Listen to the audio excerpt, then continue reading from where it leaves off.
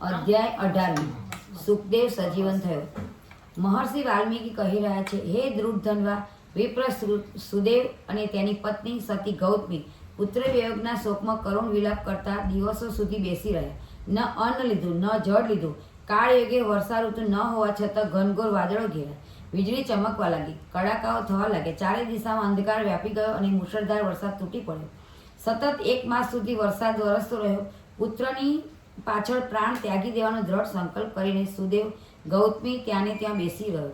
દંપતીના ભાગ્ય યોગે એ પાવન પુરુષોત્તમ માસ હતો। અજાણપણે બંને એ નિરાહાર વ્રત કર્યું, વરસાદમાં સતત ભીંજાવાથી અભ્ર સ્નાન। તેથી એ માસના અધિપતિ એવા ગૌલોકાધિપતિ પુરુષોત્તમ પ્રભુ પ્રસન્ન થયા અને દર્શન આપ્યા। અત્યંત દુર્બળ અને કૃશકાય થઈ ગયેલા પતિ પત્નીએ પ્રણામ કર્યા અને શ્રી કૃષ્ણ શરણમ મમ એ મંત્રથી ધ્યાન કર્યું। ત્યારે પુરુષોત્તમ પ્રભુ બોલ્યા, હે ભક્ત, તમારે હવે ચિંતાતુર થવાની જરૂર નથી। અજાણપણે તમે મારું વ્રત કર્યું છે, એ વ્રતના પ્રભાવે તમારો પુત્ર સજીવન થશે। એટલું જ નહીં, તમને આવા અનેક તેજસ્વી પુત્ર રત્નો પ્રાપ્ત થશે। પુત્ર પાછળ શોક કરનારની શું દશા થાય છે એને લગતું એવું આખ્યાન હું તમને કહું છું। એ પૂર્વકાળે માર્કંડ મુનિએ રઘુરાજાને કહી સંભળાવ્યું હતું।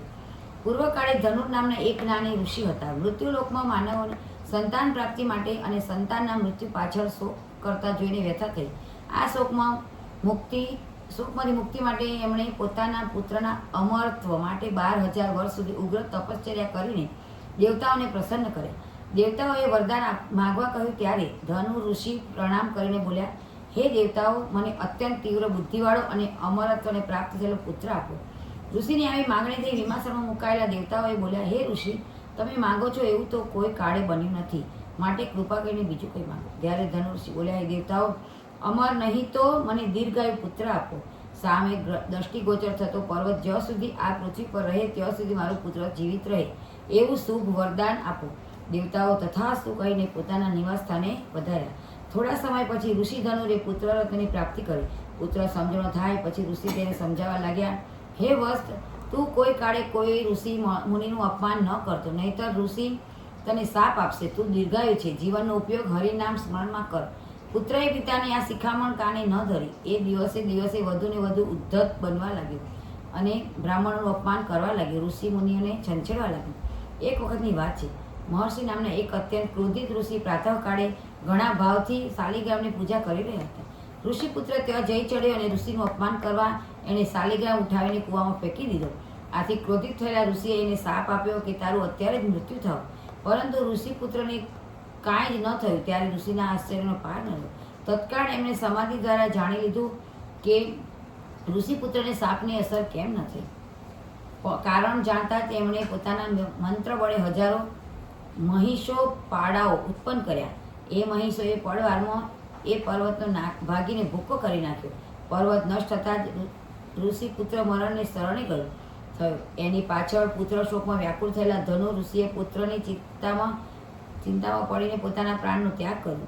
આ ખ્યાલ સાંભળ્યા પછી ભગવાન પુરુષોત્તમ બોલ્યા, હે સુદેવ, વિધાતાના લેખને ટાળવા જે હઠાગ્રહ કરીને પુત્રનું ફળ મેળવે છે એ કદી સુખી થતા નથી, માટે કદી હઠયોગ કરીશ નહીં। તારો પુત્ર તારા વ્રત બળે ચિરંજીવી બન્યો છે। તું પવિત્ર પુરુષોત્તમ માસના વ્રતના પુણ્ય પ્રભાવે સંસારના સર્વ સુખ ભોગવીને બ્રહ્મલોકને પ્રાપ્ત કરીશ। ત્યાં 12,000 વર્ષ સુખ ભોગવીને તું ફરી મૃત્યુલોક પર પાછો ફરીશ। તારું નામ ધ્રુવધન્વા હશે। તું ચક્રવર્તી રાજા બનીશ। તારી પત્ની ગૌતમી રાજરાણી ગુણવંતી બનશે। એ 4 પુત્રો અને 1 પુત્રીને જન્મ આપશે। રાજસુખ અને વૈભવ વિલાસમાં તું તારા તારણહાર એવા ગરુડગામે શ્રી વિષ્ણુનું નામ સ્મરણ ભૂલી જઈશ। ત્યારે તારો આ સુખદેવ નામનો પુત્ર અરણ્યમાં પોપટ બન્યો હશે। એ તને વૈરાગ્ય ઉત્પન્ન થાય એવા શ્લોકો સંભળાવશે। એ શ્લોકના રહસ્યનું જ્ઞાન તને મહર્ષિ વાલ્મીક જણાવશે। એ જ્ઞાન દ્વારા તું ફરી શ્રી હરિના શરણે જઈશ।